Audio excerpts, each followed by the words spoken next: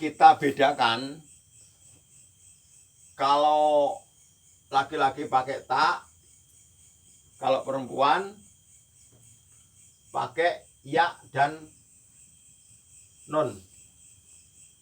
Seperti misal, ya Ahmad, wahai Ahmad, madza taktubu, pakai ta ini, apa yang kau tulis.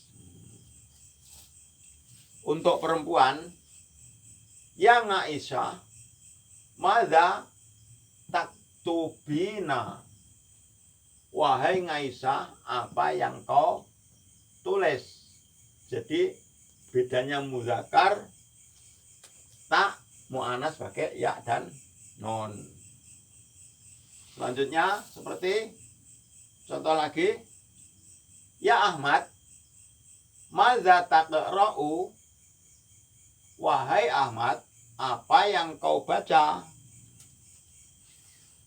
Untuk perempuannya, ya Aisyah, madza taqra'in, wahai Aisyah, apa yang kau baca.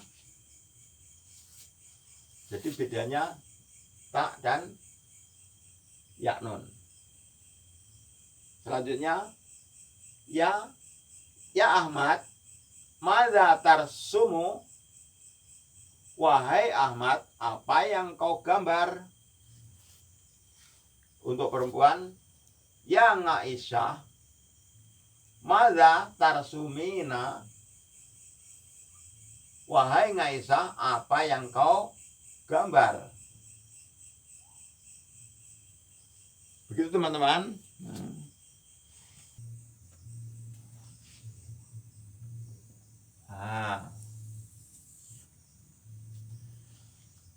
Niki saya garis.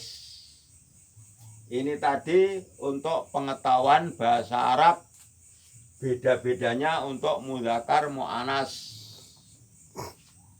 Namun sekarang untuk beribadah, untuk menyapa orang, itu menurut Rasulullah itu tidak digunakan persis, tidak dibeda-bedakan.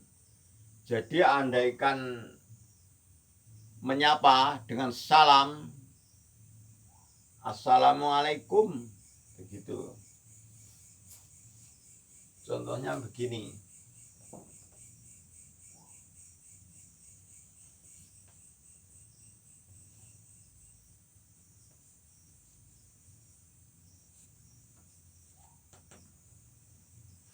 Assalamualaikum. Itu untuk laki-laki juga begitu. Untuk perempuan juga begitu. Untuk seorang, assalamualaikum. 2 orang juga. 3 orang, banyak orang, sama saja. Salamnya pakai assalamualaikum. Jadi berbeda dengan bahasa yang pada dasarnya. Jadi kalau pada dasarnya kepada satu orang, ya assalamualaikum. Kepada perempuan 1, ya assalamualaikum. Perempuan 2, assalamualaikum. Tapi untuk praktek itu tidak menggunakan itu, namun semuanya pakai kum. Karena apa? Karena menghormati. Walaupun seorang pakai ngalaikum, menghormati. 2 orang pakai ngalaikum, itu menghormati. Wanita, seorang, 2 orang, banyak orang, pakai ngalaikum, bukan ngalaikunna. Jadi kalau untuk kata-kata yang sesungguhnya, kalau kepada perempuan banyak, kepada perempuan 1 ya assalamualaikum, perempuan 2 ya assalamualaikum, perempuan banyak ya assalamualaikunna. Nah, itu bahasa. Tapi yang kita praktekkan, kita ikut kepada Rasulullah SAW pakai ngalaikum untuk seluruhnya. Begitulah di dalam ibadah. Adapun lain-lain, bahasa yang lain-lain pakai cara-cara tertentu. Tapi ini khususnya untuk salam. Jadi kita jumpa. Andaikan kita jumpa teman akan berangkat ke sekolah gitu. Assalamualaikum ya akhi. Gitu. Waalaikumsalam. Gitu. Aina tadhabu. Begitu. Aina tadhabu. Kalau laki-laki, aina tadhabu. Kemana kau pergi? Adhabu ilal madrasah. Kalau dua orang ya, kalau jumpa perempuan ya assalamualaikum. Aina tadhabin. Nah, jadi baru kata-kata yang lain itu pakai tata bahasa. Tata bahasa sesuai semestinya. Tapi untuk salam khusus alaikum. Begitu teman-teman. Nah, maka dari itu kita belajar sedikit-sedikit diamalkan. Ya, menurut hadis Nabi yang saya lupa bahasa Arabnya, barang siapa mendapatkan ilmu lantas diamalkan, maka Allah akan memberi ilmu yang belum ia tahu. Jadi kalau kita ini selalu mengamalkan ilmu-ilmu yang baru kita temukan, maka ilmu kita akan terus bertambah. Ya, maka dalam berbahasa Arab, kita mempelajari bahasa Arab. Sedikit tahu, diamalkan. Jadi nanti tahu kebenarannya, ada lughatnya, ada penggunaannya, begitu. Jadi tanpa kita belajar bahasa Arab, kita tidak bisa menggali pelajaran agama itu lebih dalam. Jadi hanya tahu poin-poinnya, tapi kedalamannya kita tidak menggali lebih dalam lagi, asal usulnya, terus rangkaian-rangkaian penyebab-penyebabnya, begitu kita akan kurang tahu. Ya, maka dari itu kita belajar bahasa Arab, dipraktekkan, beribadah. Beribadah itu kita seolah-olah berdoa. Jadi belajarnya itu usaha, ibadahnya itu berdoa. Jadi kalau kita berdoa melulu, namanya kita itu malas. Berdoa saja tanpa usaha itu malas. Tapi kalau kita hanya usaha itu namanya seolah-olah takabur. Jadi, saya usaha saja bisa. Ya, jadi takabur. Jadi kedua-duanya harus kita pakai, juga belajar, juga usaha, juga berdoa. Nah, berdoa itu ibadah, belajar itu yaitu mengetahui sedikit demi sedikit. Nah, yang akhirnya nanti tingkah laku kita ini bisa sesuai dengan apa yang diajarkan oleh Rasulullah. Jadi tahu asal usulnya, tahu penyebabnya, kita mengerti, kita mengamalkan.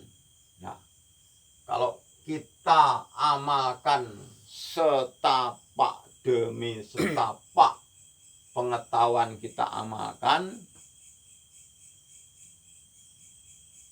kita akhirnya bisa membudaya gerak-gerik, tingkah laku, tutur kata, semua itu membudaya.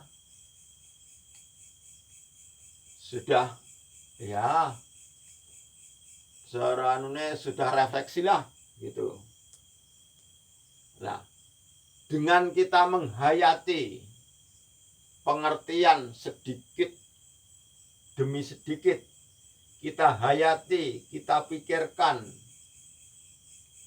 apa sebabnya begini, dalilnya bagaimana, Qur'annya bagaimana, hadisnya bagaimana. Kalau kita memahami itu betul,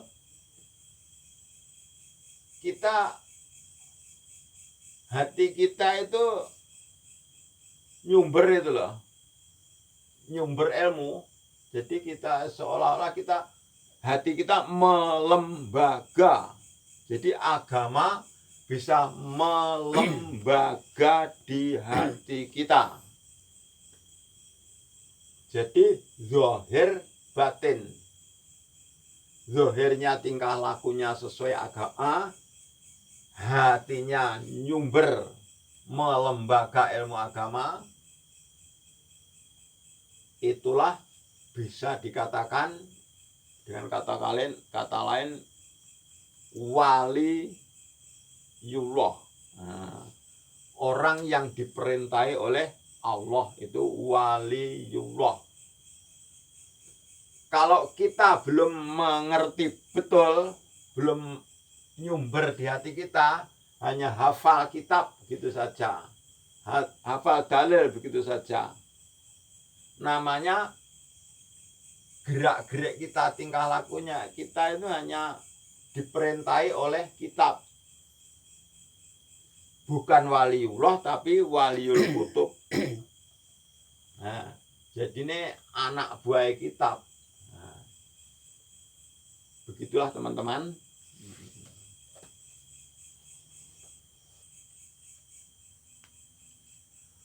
Lek awake dhewe beramal, kalau kita ini beramal karena diperintah oleh kiai, awake dhewe ya waliul kiai. Kalau awake dhewe diperintah oleh ustadz, hanya karena ustadz, waliul ustadz. Kalau kita ini beramal karena hanya melihat kitab, ya waliul kitab. Jadi seharusnya kita mempelajari dari ustadz, dari kiai, dari kitab, semua cocok. Kita yakin mendapat petunjuk dari Allah. Nah, inilah baru kita waliyullah. Nah, kita dengan ini maka marilah kita koreksi diri kita masing-masing, masih waliul ustadz, apa waliul kiai, apa waliul kitab. Nah, itu nanti kita apa waliullah. Nah, inilah waliullah ini yang kita harapkan. Semoga dengan demikian kita bisa mendapat petunjuk dari Allah. Wallahul muwaffiq ila aqwamit thoriq. Wassalamualaikum warahmatullahi wabarakatuh. Waalaikumsalam warahmatullahi wabarakatuh.